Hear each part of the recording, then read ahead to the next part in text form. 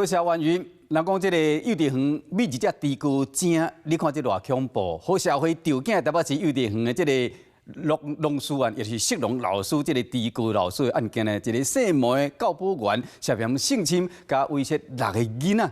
台北地法院呢一审宣判，合并这个200几项的罪名，重判28档。这个案件当然要当上诉。其他受害者部分已经呢有伊手中这个600多支偷翕的相片、偷翕的影片，搁另案处理。这个案件台北市政府被质疑讲真正骹手够熟，市长郑万安要求要贴查各局处的疏失，并且进行处分。穿乌衫、挂嘴暗、无啥表情，行落车，准备入法院听宣判结果。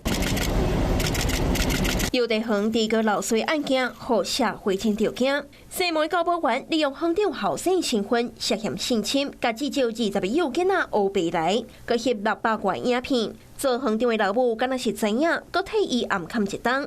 西门教保员承认性侵，严格伫审理的过程煞来解喙，敢若承认罪较轻的强制猥亵罪。台北地方法院一审针对性侵，或者是甲6个幼囡仔乌白来的部分，犯超过200件罪行，一审总共判28档。调查的时候才发现，还有将近20个孩童受害，不是只有6个。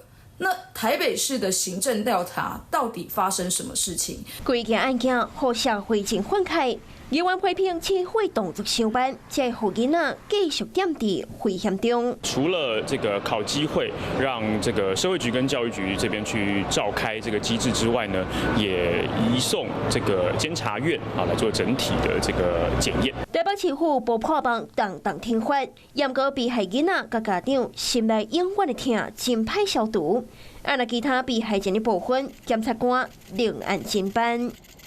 Hello， 我是林明瑞。想要抢先掌握最及时的新闻资讯吗？赶快订阅、按赞、开启小铃铛，锁定我们华视新闻的 YouTube 频道。